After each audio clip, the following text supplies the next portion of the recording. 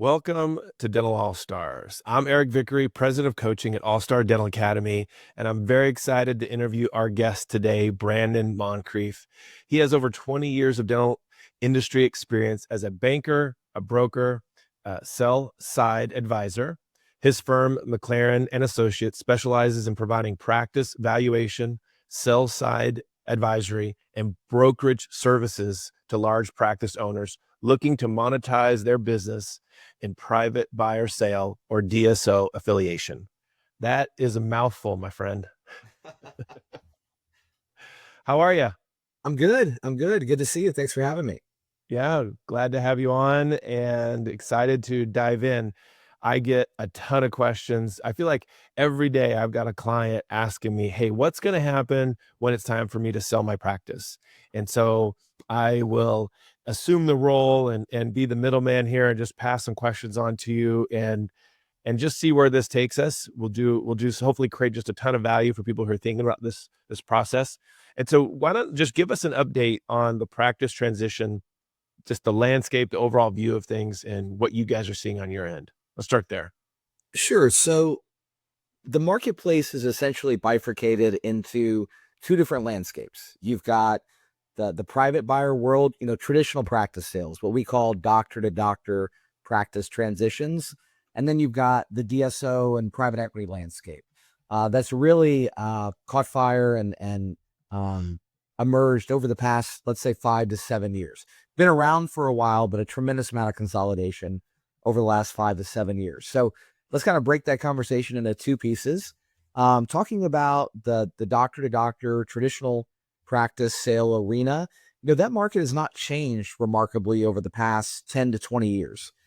We still see a strong level of demand from young doctors that are looking to go out and start or buy their first office, despite the fact that they're coming out of school with more student loan debt than ever, despite the fact that interest rates are elevated comparative to where they were a few years ago.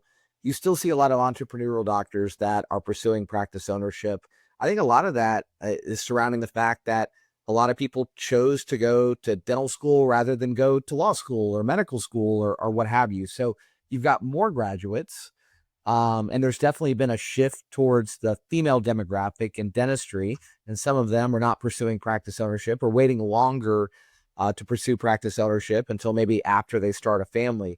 But despite those trends, still seeing solid demand from private buyers, and practices continue to trade for anywhere from, let's say, 70 to 100% of annual revenue, or 2 to 2.5 times net cash flow before doctor compensation. So that market has been very resilient over the past 20 years, irregardless of really the trends from a macroeconomic perspective or from a demographic perspective. Okay, and I want to sort of repeat, make sure everyone's hearing and I'm hearing clearly. So if I'm a private practice owner and I'm wanting to sell to a private practice owner, one-to-one sale, it's about, let's have $1 million practice just for round numbers.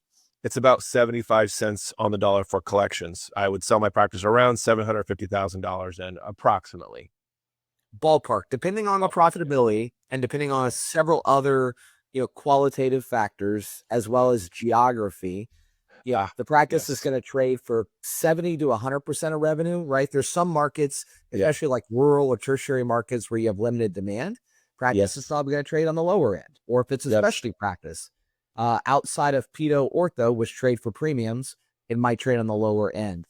Comparative to all things equal, that same practice being located in, Austin or Phoenix or Raleigh, North Carolina, or somewhere like that where you have, tremendous amount of demand. Why do you think it's like you're reading my mind?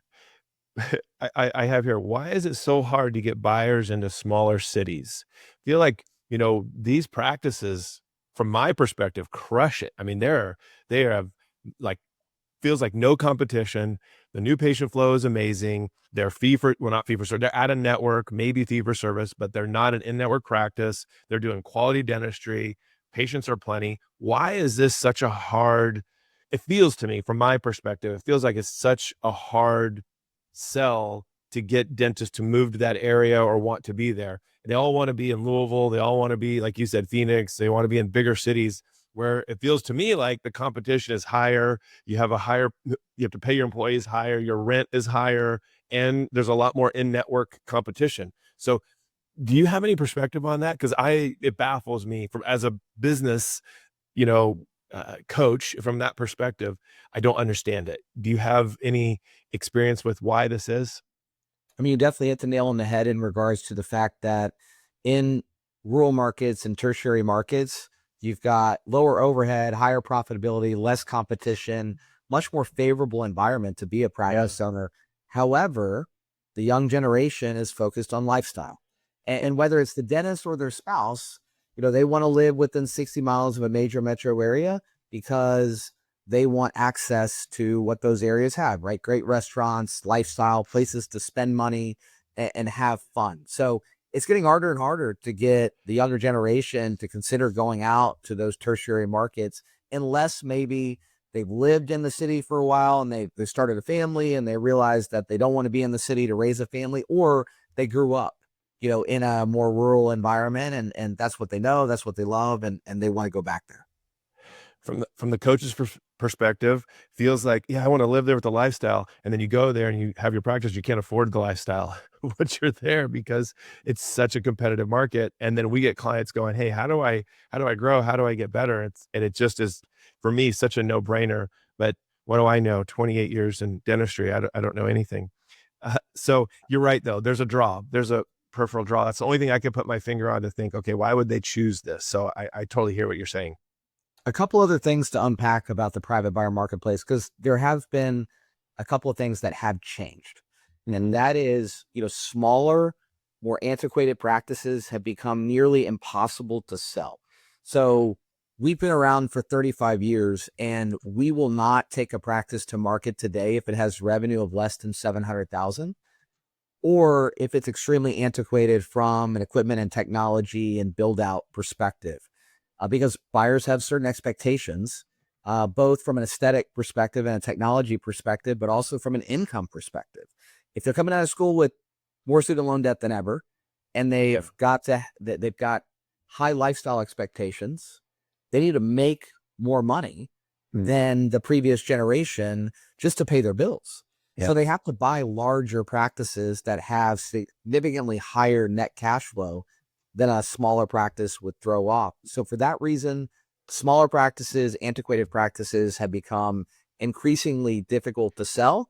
And then on the high end of the marketplace, once you cross about, let's say, $2 million in revenue, you kind of outkick your coverage from the perspective of selling to a private buyer, because most of them either don't have the cash flow backing, right? The ability to buy a practice from a financial perspective, or the confidence or the skill set to take on a practice of that caliber. So that's when, you move into looking harder at the DSO option as compared to the private buyer sale. Totally. So I want to repeat that. If I have a practice and I'm 65 plus and I decided I was slowing down a bit, I was just kind of cruising into retirement, figure out, I'll sell my practice, and somehow I've let it get below $700,000 a year in collections, you're not even listing that practice. That's not even worth your time because nobody's going to buy that practice, is what I'm hearing. It's going to be an uphill battle for sure. And it's going to take a lot more work, honestly, to sell a practice that's smaller than it is to sell a more elite practice where, buyers are falling all over themselves to buy a practice of that caliber. On a daily basis, we're talking to, anywhere from 2 to 5 new buyers that call our office, and we're vetting them, trying to figure out who they are, if they're qualified, what they're looking for, and almost across the board. From a private buyer perspective, they're looking for a practice within 60 miles of a major metro area, 5+ operatories, annual revenue of 750,000 or higher, and an updated facility. That's 90% of the buyers we talk to. That's what they're looking for. Yeah. I'll basically just open a scratch practice if I don't have that. I could go do that myself. Exactly. Okay. Got it. Okay. And then we'll get into the over 2 million in DSO. Do you think, I have a question, you made me think of another thought here I love this conversation. Are there more dentists wanting to buy practices than are for sale, or are there more practices for sale than there are buyers? Oh, great question. So for a long time, it was a seller's market. And in certain geographies, it's still a seller's market. Again, anywhere where dentists want to live, there's typically more buyers in the marketplace than there are sellers of Class A assets, right? So when you talk about the major metro areas that are growing rapidly, it's still a seller's market. But as you start to move, I would say north into colder climates, or you start to move into more rural or tertiary markets, it's the opposite. It's more of a buyer's market, right? So if we're talking a lot about like Buffalo, New York, for instance, right? Especially in the winter, not a lot of buyers in that marketplace compared to a Dallas, Texas, or Irvine, California, or somewhere like that. So geography plays a big role in that. In markets where people want to be, it's definitely still a seller's market, and typically a multiple offer situation when you take a high caliber practice to market. If I were a buyer, a young dentist, and I came to your practice and I said, hey, I want to live in the best market possible. I can live anywhere. I practice anywhere you tell me to go, Brannon. You just tell me where to go. And there's a practice for sale that you have listed. Where am I going? Oh, that's an awesome question and a hard one to answer, right? Yeah, I bet. I definitely think looking at these smaller markets, maybe not extremely rural, but what I would consider, a second or third tier city, Yeah. where you don't have as much competition, you have lower overhead. That's where I would focus my attention. Although, again, the vast majority of them are going to want to be in a major metro that, sounds sexy and has all the amenities that the dentist or their spouse is looking for. I think it's more about finding the right practice, right, than it is necessarily going to a particular geography and then making sure that you're patient and you do everything you can to find the right practice. Talk to every broker in that area, do some grassroots marketing for yourself, whether you send out, letters to all the practice owners in that area or go to all the dental industry events. It's going to take a concerted effort to find the right practice, but you need to be patient because you typically only do it once. You got to buy the right one, or you could make a tremendous mistake and derail your career. We might share a brain sometimes. I'm not sure, because literally that's how I would answer that question and say, look, you've got to look for a space that isn't so competitive.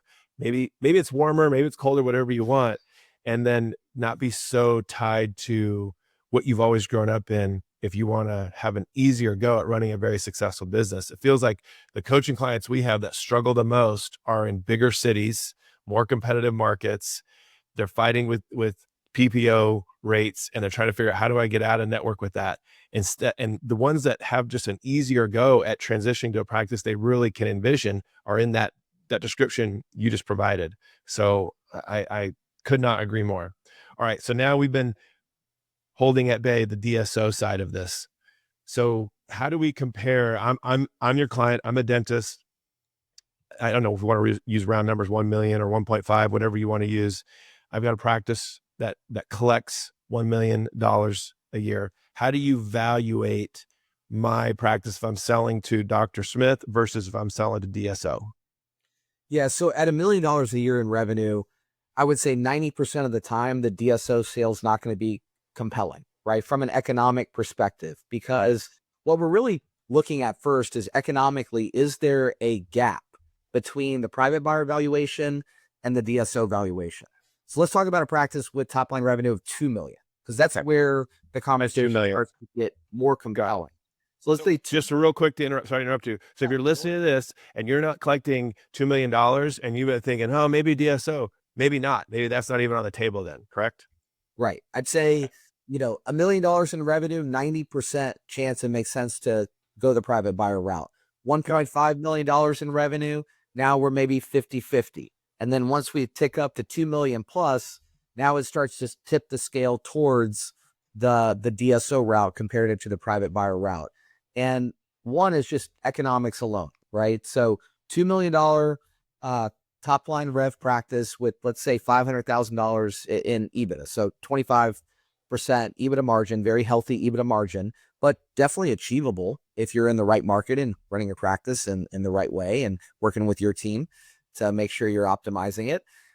In the private buyer world, if you can find a buyer on a good day, that practice is going to trade for 1.5 to 1.6 million from a valuation perspective. In the DSO world, that practice trades, rather than a percentage of revenue, we're looking at a multiple of EBITDA. So $500,000 in EBITDA times a 7x multiple, that's a $3.5 million valuation, right? Trading for twice or more what it's worth in the private buyer space. So for that reason alone, large practice owners tend to gravitate towards a DSO sale. Now, that said, it comes with more nuance, right? There's more strings attached in a DSO deal. From a private buyer perspective, you're normally getting 100% cash at close, minimal post-closing commitment. It's pretty quick and clean. From a DSO perspective, you're talking, 50 to 70% cash at close and a 3 to 5 year, post-sale commitment. The deal is going to be a combination of cash and equity. That equity could have good upside, but it also has risk, right? So a lot to unpack there. There's a big difference between going the private buyer route and the DSO route. And I think you need to quantify both, right? So a lot of times when somebody has a $2 million top line rev practice, we get to know them, we get to understand their why and what their goals are and what their runway to exit looks like. And then we'll do a valuation from both perspectives and quantify, hey, here's what it's worth if sold to a private buyer. Here are the nuances involved in that type of transaction versus here's what it's worth if sold to a DSO. And here are all the strings attached if you go that direction. And then let's pick a path and execute at a high level. You never really want to entertain both of those options simultaneously because they are remarkably different. Yeah. So let's go back to the numbers, because you're like the genius professor in the front of the classroom and you're throwing numbers out there and I'm seeing if I can grab them. And so $2 million practice, 25% profitable, I'll use profitable EBITDA, 25% means you got every year about $500,000 in your pocket, not including dentist owners payout, like whatever they're making. Okay. Correct. If I'm selling that to a DSO, you use the term 7x. So you're multiplying that profit times 7 to say, hey, the value of a $2 million practice will sell for 3.5 million. However, you're not getting all that right now because you're not running away. We're keeping you. We're buying you and your goodwill. And so you're going to stay, doctor. You're going to stay. We're going to give you 1.75 right now. Okay. And then Maybe a little higher. Maybe 2 million. It's 2, something like that. Okay. Somewhere there. Okay. You're going to get 2 million right now. Okay. Because it needs to match what you would have gotten if you'd have sold it to someone else. Got to be sexy there, right? Exactly. And when we're quantifying, how big does the delta need to be between private buyer's price and DSO price? Typically, the cash at close on the DSO deal has to be equal to or greater than the private buyer sale to make it compelling. That's right. Give me something now, because I don't want just the hope and dreams of what you're going to allure me to, and I'm worried about a bait and switch and all those things start playing a role in it. Okay. So whether I sold to private or DSO, closing, DSO is going to give me the same or a little bit more. So 2.25. Okay. And now I've got 1.25 sitting out there that in my mind as a seller's owed to me. And I've got a 5-year agreement to get the rest of that money. And they split that money over 5 years as kind of a bonus payout, as long as the strings attached are met. It could be formatted and structured in a lot of different ways. What you just described is an earnout, where you would receive that money over 5 years on annual installments based on you fulfilling your post-closing employment agreement and the practice performing same or better as it was at the time the sale occurred.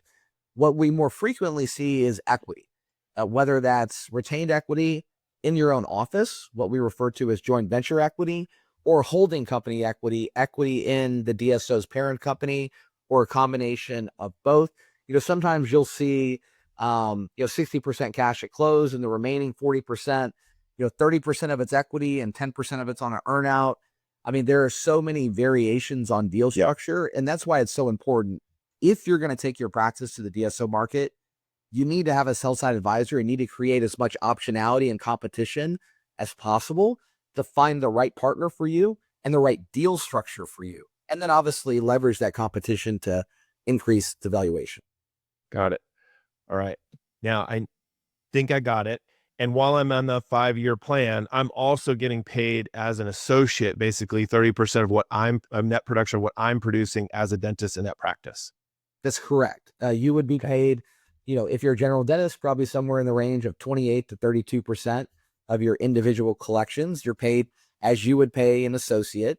And then if you have some retained equity at the practice level, joint venture equity, you would also get a pro rata amount of the ongoing EBITDA of the practice, because you're partnered with that DSO in your practice. They own some equity, you own some equity.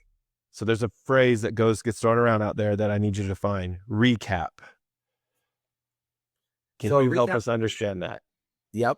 So private equity's goal, the reason they invest in any business, but the reason they invest in building a DSO, is to buy low and sell high, and use economies of scale to increase profitability, and use debt to juice return and generate a return on invested capital at a recap event. What a recap event means is the private equity sponsor or family office, the institutional investor that backs that DSO, is selling the company to a new investor who will then keep typically the DSO intact, the management team, the culture, the infrastructure, and then basically repeat the cycle and grow the business over the course of the next 4 to 6 years, and then look to sell it again. And again, buy low, sell high. So buy practices at 6 to 7 times EBITDA, and through leveraging economies of scale and increasing profitability, as well as leveraging debt, and then selling the business for 12 to 14 times EBITDA at a recap 4 to 5 years later. The goal is to generate, let's say, a 3x return on invested capital. And a lot of people say, well, if they're buying at 7 times EBITDA and selling at 14 times EBITDA, how are they generating a 3 to 4x return or even higher on invested capital? And it's through the use of debt. So I think it's always interesting to kind of unpack, like, how is PE making money in our space? So let's relate it to the housing market. So let's say that you buy a house for $400,000, and 5 years later you sell it for $800,000. It appreciates over time. Simple math: invested $400,000, took $800,000 out, you doubled your money. That's assuming that you paid 100% cash for that house. But let's say that you put 100,000 down and borrow 300,000, and then 5 years later you sell that house for $800,000 and generate a $400,000 gain. Well, what was your initial investment? It was only $100,000, right? Because that's the cash you put in. That's a 4x return on invested capital over a 5-year window. That's how private equity makes money in our space, through buying low and selling high, and then the use of leverage to leveraging it. Yeah, leveraging someone else. So even though it's private equity, they're just using their credit score to get some bank funding, let's say, to put that money in. I'm not rich guy putting all my cash in. I'm just putting 20% down and then leveraging for a time. So I want to make sure I understand something really. If I'm in the DSO, I'm a dentist in the DSO, and I'm owner, I have equity. I've got 43% equity in this company. Anytime they're saying a recap event, what they're saying is someone behind the scenes, behind the DSO that has money, is now selling it to someone else, basically, is what they're saying. And when we sell all of it, we all get a percentage of that payout. That's correct. The doctors, the investors, and typically the management team of the DSO will have the ability to liquidate their equity in part or in full, likely in part, likely not in full, especially in today's environment, at hopefully a handsome return, right? If they were successful, somewhere between a 2 to 5x return on invested capital in a 4 to 6 year window. That's the goal of private equity. They're not making a ton of money along the way. They're making the bulk of their return at the recapitalization event. And if a recap doesn't happen, or if the return is not what they projected, they're losing a tremendous amount of capital as a result. And therefore, there's the risk in, hey, I'm taking 2.25 right now, and that rest of that money, there's some sort of string attached there to whether I get all of the 3.5, or am I guaranteed the 3.5 as long as I, in my little world, my practice, continue growing? Or is it contingent upon the recap event? All depends on how the deal's structured. Yeah. In an earnout, your ability to get your money is contingent upon the performance of your practice. Mm. In an equity situation, it's contingent upon the performance of the recap, unless we've negotiated some type of put option where if a recap doesn't occur, you have the right at some point in time to liquidate your equity at a modest return or at least what it was worth to start. However, put options in this world are challenging to negotiate. Wow. It starts to get complicated, and it doesn't surprise me when, you know, I think age plays a big role in this too. If I'm a dentist, I don't know, 58 plus, I don't know if I'm feeling like understanding all that and long term and waiting for a recap event versus if I'm 40, 45, 50, and I know this is happening. I feel like I'm willing to take on that risk for a bigger opportunity of a payout if I'm selling. Does it matter to you, or am I making something up here? So it can work that way. It can actually work the opposite way, right? Because if Oh, I'm 45, that I happen to be 45, and I'm planning to practice for another 15 or 20 years, by monetizing my business, I'm giving up that EBITDA, right? And I might be giving it up prematurely.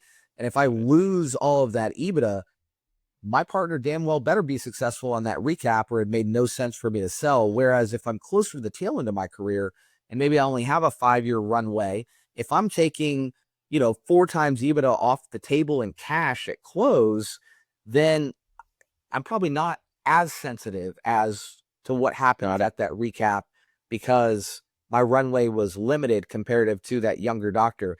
I think the point here is there's a lot to unpack, right? There's so much to consider in regards to if and when you should go down the DSO path. And then every DSO is different. They all have different financial sponsors. They all have different deal structures. They all are different stage of their recap cycle. They all look at valuation through a different lens. It is absolutely bonkers to me that so many dentists try to navigate this process on their own.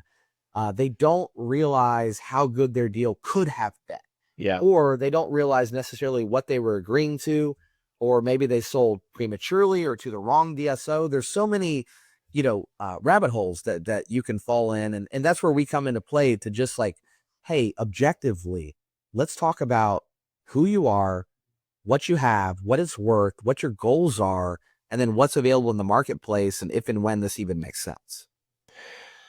I think you're 100% correct. Please don't try to do this on your own. This is not a for sale by owner, sell your house situation. And we need help. I think from a dentist perspective, they start looking at that percentage, that fee, and say, okay, how do I justify that with finding my buyer? Well, it's not just finding the buyer, it's making sure you don't get screwed in this deal, in this process. You have someone that's looking out. You said sell side. You're looking for someone who's on the sell side. You're helping dentists sell their practices. Okay, I have another question for you because it popped in my mind. I'm thinking about buying, and I feel like, man, maybe I have to sell the DSO because it feels like everyone's selling the DSO now. And I feel like I have to do that. Otherwise, I'm not going to sell my practice. I'll be here forever. What what percentage of practices out there are under the DSO umbrella versus still private? That's the $1 million question, right? Nobody has, even the ADA doesn't have good statistics on how much of the marketplace has been consolidated by DSOs. And it's also difficult to define, right? Are you defining, how many storefronts are owned by DSOs? How much dental revenue is controlled by DSOs? How many doctors work under DSOs as opposed to in private practice, right? There's a lot of different ways that you could define consolidation. But my best guess is of the practices that DSOs would want to own. Now, what do I mean by that? What I mean by that is 50% of the practices across the country do less than $1 million a year in revenue. Those are not practices that DSOs want to own because they're chasing EBITDA. They're chasing profitability. And if you don't have the EBITDA, your practice is worthless in the DSO space. So of the practices that DSOs would want to own, I think they currently own about 25% of them, maybe up to 30%. But again, geography matters, right? If we're talking about a state like Arizona or a state like Texas, we're probably in the, 6th or 7th inning of the game. There's been a tremendous amount of consolidation in those states. Whereas if you're talking about, the West Coast or New England, they're in like the 2nd inning of the game. So it does vary, state to state as far as what the DSO consolidation metrics look like. Okay, that makes total sense. Would you say that there's a lot of dentists then choosing to affiliate with the DSO, and are you expecting it to continue, or is it a state by state answer, or how is this trending on why doctors are choosing the DSO direction? I think there's several reasons, and I do expect it to continue as to why doctors are choosing to go down the DSO path. I mean, post COVID, from a management perspective, the burdens got exponentially higher, uh, combined with the inflationary pressure on overhead. And so a lot of people are looking at, hey, I want somebody to help me manage the business from an administrative and operational perspective. I'm a little burned out from that perspective. And I want access to economies of scale to push against some of the inflationary pressure that private practice is facing. And what I mean by that is, DSOs can negotiate with vendors and buy supplies and equipment, and negotiate with labs and marketing firms and benefits companies, and they can acquire those services for 30-40% discount comparative to a private practice owner, simply due to their size. They're also able to leverage their size to negotiate better reimbursement rates with vendors.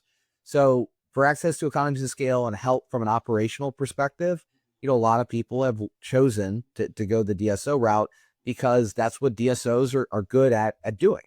Also, just the economic, consideration alone. We talked about, once your practice crosses about $2 million in top line revenue and $400,000 to $500,000 in EBITDA, the private buyer pool starts to shrink rapidly and valuation actually starts to decline.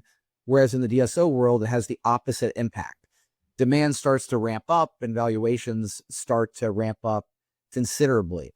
We also have a lot of clients that have a lot of their net worth tied up in their business, and they want to diversify their wealth, take some chips off the table, invest that cash in other asset classes outside of their practice, and then continue on, as an owner in their business, or diversified by having equity in the DSO's parent company and owning a little piece of all the practices, under that umbrella. So, it comes down to, economics. It comes down to support, infrastructure, economies of scale. It comes down to de-risking.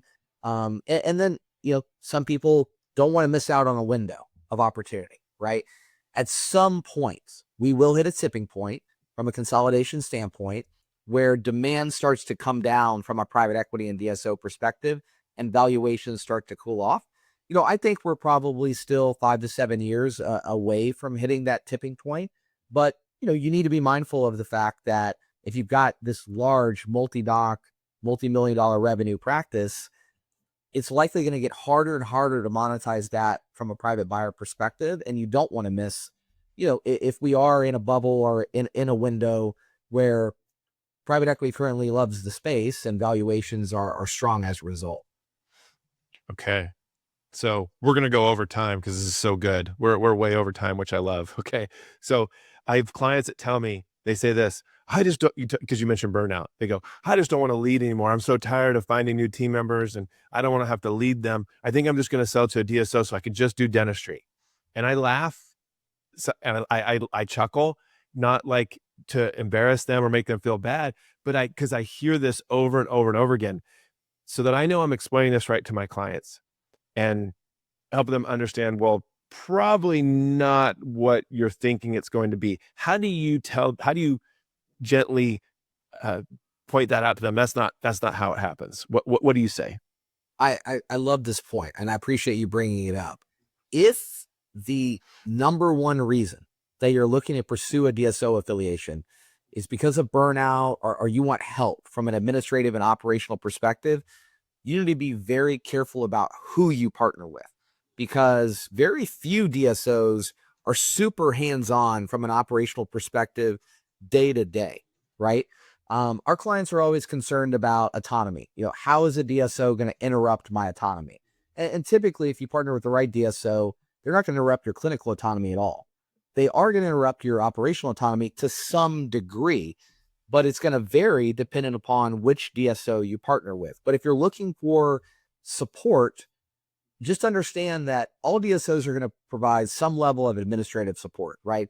They're going to take over payroll, payables. they're going to take over recruiting. They're going to take over legal, accounting, compliance. But as far as you continue to be the leader in your business and kind of like put out fires on a daily basis, especially as it pertains to your staff, it is virtually impossible for a DSO to take that off your plate. Now, you might sleep a little better and not feel as much pressure if you've got some money in the bank and now you've got a partner to lean on, but it's not like you're going to just go from being an owner to clocking in and out as an associate. That is not the shift. So it's kind of funny when our doctors are concerned about the loss of autonomy. I actually have to educate them that, look, the majority of DSOs are going to be relatively hands-off. You're going to have as much autonomy as you want as long as things are going well, right? Where you start to lose your autonomy is if the numbers start to fall off a cliff, that your DSO partner has to assert themselves. But it's actually the opposite of a lot of times their fear in regards to the fact that, look, a lot of DSOs are like, hey, just call me if you need me. I'm not going to, mess with you on a daily basis. So the other question I get right after that from my clients is, hey, this DSO reach out to me. What do you know about them? Are they any good? And I'm guessing that this is where you come into play.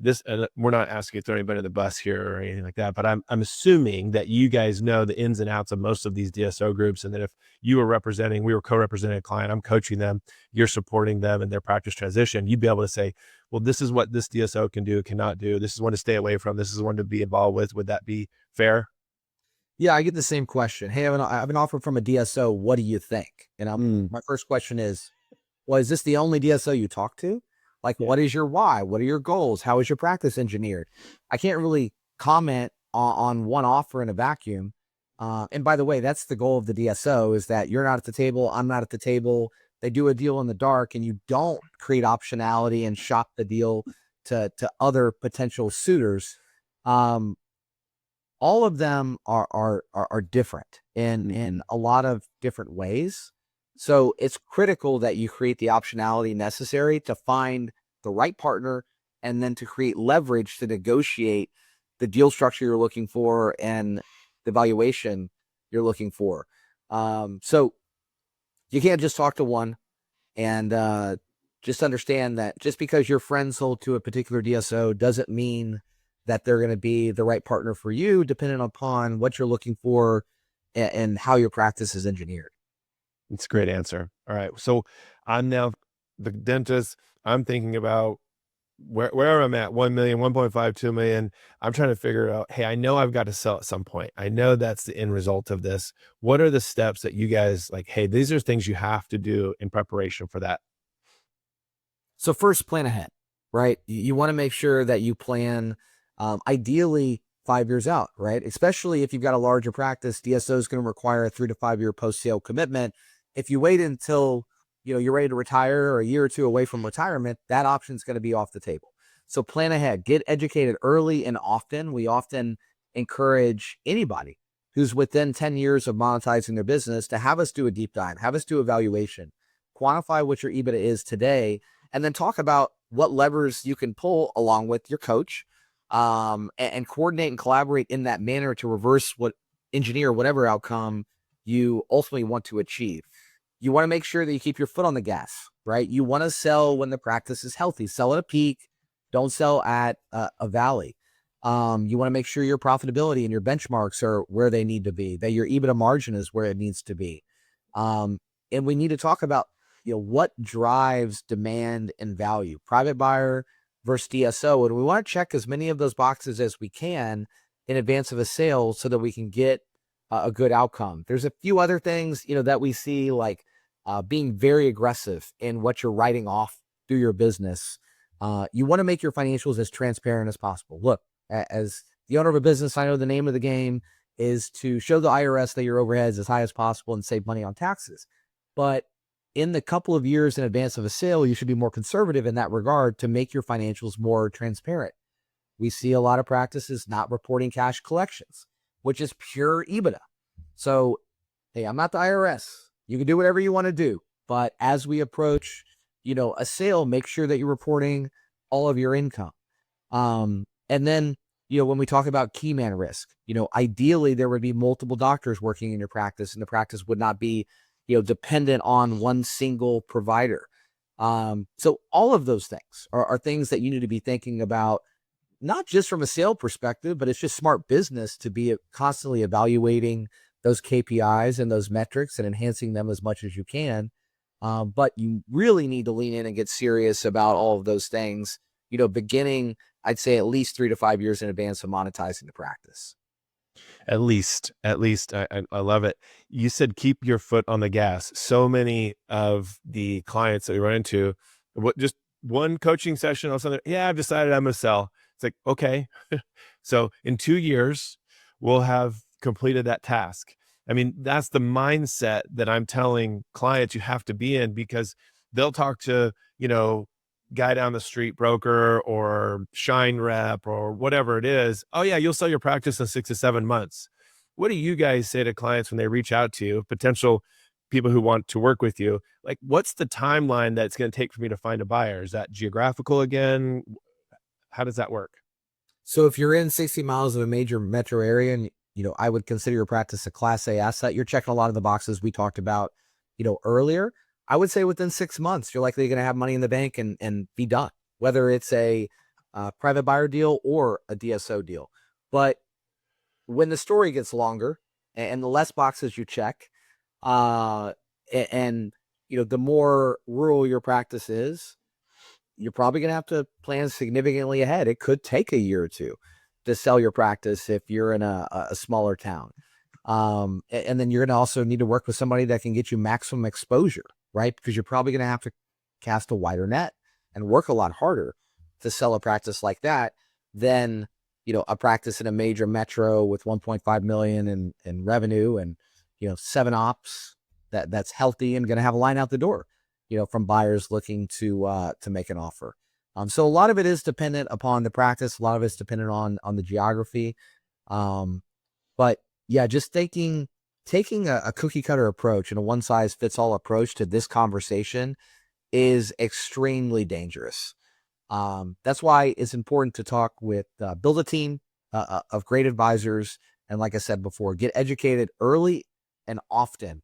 Not only do you want to plan early, but then along the way, you need to check in, right? Every 6 months, every year, hey, here, look at my numbers. What does the market look like? What's my value today? And what are my options? Because those may evolve over time. I love that. Okay. So you've listened this long, 40 plus minutes into this. It means you love this. It means you want to talk to Brandon. You want to talk to his team. So how do people reach out to McLerran Associates? How do they get a hold of you?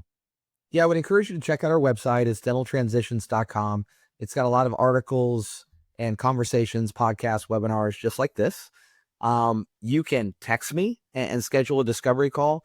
All I do all day long is talk to large practice owners and have these types of conversations. So I give out my cell phone number. It's 512-660-8505. If you want to shoot me a text, we can schedule a discovery call. That's a 30-minute, casual, confidential conversation just to get to know each other and see if it makes sense to do a deep dive, to do a valuation. And then email Brannon, BRANNON at dentaltransitions.com. You can find me any of those ways. And would love to start a conversation and take it from there.